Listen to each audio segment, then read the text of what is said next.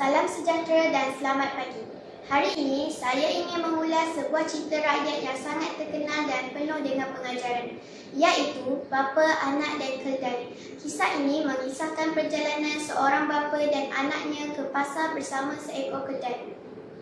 Sepanjang perjalanan, mereka sering mendengar pelbagai pendapat daripada orang ramai dan cuba menyesuaikan tindakan mereka agar tidak dikritik. Namun, akhirnya mereka kehilangan kedai itu akibat terlalu mengikut kata-kata orang lain. Cerita ini mempunyai jalan cerita yang ringkas tetapi penuh makna. Ia menunjukkan bagaimana manusia sering terpengaruh dengan pandangan orang lain sehingga mengabaikan pertimbangan sendiri. Pada awalnya, si bapa dan anaknya berjalan kaki sambil menuntun kedai. Namun, mereka dikritik kerana tidak menunggang kedai itu. Apabila si anak menaiki kedai, dia ditegur kerana membiarkan bapanya berjalan kaki.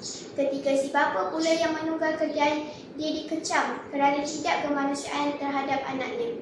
Akhirnya, mereka berdua menaiki kedai. Tetapi, tetap dikritik kerana membebankan haiwan tersebut tidak tahan dengan pelbagai kritikan. Mereka cuba mengangkat kedai ke atas bahu. Akhirnya, menyebabkan kedai itu jatuh ke dalam sungai dan mati lemas.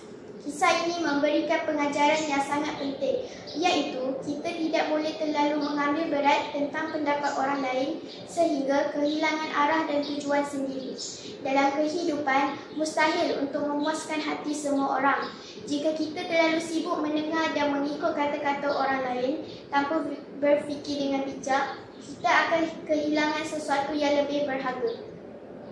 Secara keseluruhannya, cerita Bapa, Anak dan Keldai adalah satu kisah yang sangat relevan dalam kehidupan kita. Ia mengajar kita untuk berpegang teguh kepada prinsip dan tidak mudah terpengaruh dengan pendapat orang lain.